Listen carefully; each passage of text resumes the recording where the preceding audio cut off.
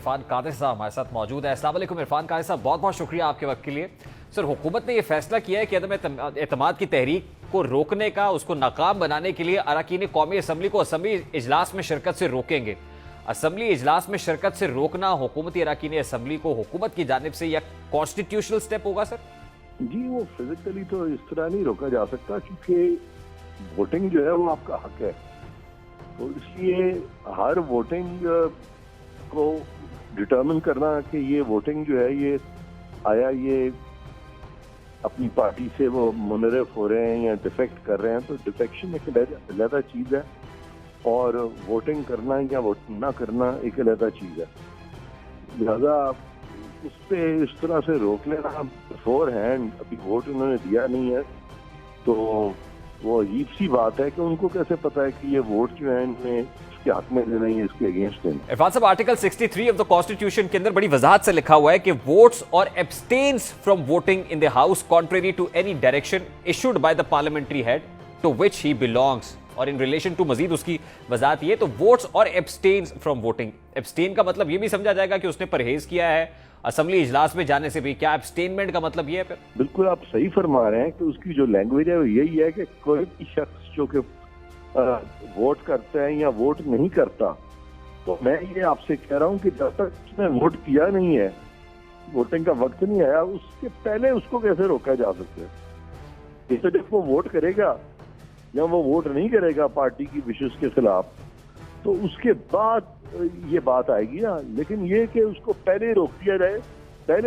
तो क्या उसने बताया हुआ था कि उसने वोट इस तरह करना और इस तरह नहीं करना? उससे पहले रोकने वाली बात जो उससे मैं एग्री नहीं करता, वो पॉसिबल नहीं है। यानी किसी भी मेंबर नेशनल असेंबली का ये इस्तेहकाक है कि वो एटलीस्ट असेंबली इजलास में तो जाए। आप ये कह सकते हैं कि पार्लियामेंट्री डेमोक्रेसी या पार्लियामेंट्री नॉर्म्स जो हैं वो तो यही कहती हैं कि असेंबली इजलास में जाना चाहिए। अब अगर हुकूमत रोकती है तो इसका मतलब ये कि गैर आईनी इकदाम कर रही होगी फिर हुकूमत? एग्जैक्टली, बिल्कुल गैर आईनी कर रही होगी, क्योंकि वहां पे वोटिंग पे जाना एक चीज है और इस पार्टी की जो विशेष हैं या डायरेक्शंस जो पार्लियामेंट्री पार्टी ने दी हैं उसकी खिलाफ वर्जी भी एक अलग चीज है। और यहाँ पे वो खिलाफ वर्जी तो तब होगी ना जबकि वोटिंग का वक्त आएगा और वो वोट करेगा या वो वोट नहीं करेगा पार्टी की डायरेक्शंस के मुताबिक, तो फिर ये स्टेज आएगी। अभी तो वोटिंग का टाइम नहीं है, तो ये पहले उसको रोक देंगे। हो सकता है ये कि सारों को अगर इस तरह रोक देंगे तो ये तो कोई मेरा मतलब है कि दिखा नहीं है। तो इरफान साहब, ये अगर स्टेप अनकॉन्स्टिट्यूशनल हुकूमत का या आइन से इनहराफ कर रही है, तो इस पर, इस खिलाफ वर्जी पर क्या इस पे जो है वो भुगतना पड़ सकता है हुकूमत को?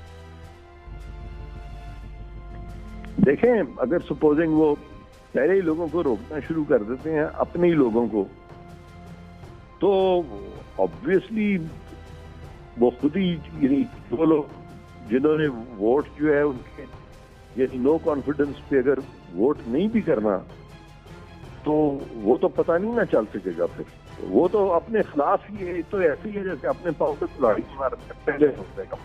मतलब ये है, मैं ये समझ। यानी इरफान साहब, आप ये कह रहे हैं कि जो डिफेक्शन क्लॉज है वो सिर्फ उस वक्त लागू होगी जब वोटिंग का अमल होगा। वोटिंग करने से अगर वो एब्सटेन करता है या अगेंस्ट जो है वो पार्टी हेड वो वोट कर देता है, तो फिर डिफेक्शन क्लॉज लागू होती है। उससे पहले असेंबली इजलास में जाने से वो डिफेक्शन क्लॉज लागू नहीं हो जाती। आप बिल्कुल सही कह रहे हैं। इलेक्शन, ये जो डिफेक्शन क्लॉज है ये तब लागू होती है जबकि वो कोई अमल करता है, कोई फेल करता है। वो फेल करने से पहले इन एंटीसिपेशन आप कह दें कि जी इसने इधर वोट देना है तो इधर देना है, वो एक अजीब सी चीज है ना, तो वो लागू नहीं होती। आप बिल्कुल सही फरमा रहे हैं, मैं आपसे एग्री कर रहा हूँ। अच्छा इरफान साहब, आपको एक लास्टली सिर्फ ये फरमा दीजिएगा सर कि अगर हुकूमत ये इकदाम अब करने जा रही है, जो कि लग रहा है और अब इरादा भी दिखाई दे रहा है, वफाकी वज़ीर इत्तलात ने भी आज अपने प्रेसर में बताया, उसके अलावा भी हुकूमती ज़ोमा ये इस चीज़ का इजहार कर रहे हैं, तो इस पर क्या स्पीकर कोई एक्शन ले सकता है? वैसे तो स्पीकर की गैर जानिबदारी पर भी बहुत सारे सवालात होते हैं, फिर एक्शन कौन ले सकता है इस उम्र? नहीं, इस पे स्पीकर जो है वो ऑब्वियसली उसको कॉन्स्टिट्यूशन को फॉलो करना चाहिए ना। अगर स्पीकर भी कॉन्स्टिट्यूशन को वायलेट करता है तो फिर तो ये मामला जो है मुझे लगता है कि फिर लोग हो सकता है इस तरह के एक्शन जो है स्पीकर के उसको चैलेंज करेंगे और मामला जो है फिर अदालत में चला जाए, बिकॉज उस पर तो बड़ी मतलब एक मायूब सी सूरत हाल हो जाएगी। और सर मेंबर नेशनल असेंबली का इस्तेहकाक अगर मजरू हो रहा है तो क्या वो भी किसी अपील में किसी फोरम पे जाके कह सकता है या शिकायत कर सकता है कि मुझे रोका जा रहा है या मुझे धमकियां दी जा रही हैं या फोन कॉल्स की जा रही हैं? देखिए, अब फैमिली के अंदर अगर मेंबर्स जो हैं वो एक दूसरे से गुत्थम गुत्था हो जाएं और एक दूसरे को वोट ना करने दें, या अगर वो असेंबली में कोई अपना व्यू देना चाहते हैं तो उनका जाके मुंह पकड़ लें और मार कुटाई शुरू करते हैं, जो कि असेंबली में कई दफा हुआ है, तो वो एक ऐसी चीज है जो कि कम से कम लोग तो देखेंगे ना कि उस पॉलिटिकल पार्टी का, जिस पॉलिटिकल पार्टी में इस तरह का इंतशार पैदा हो गया है।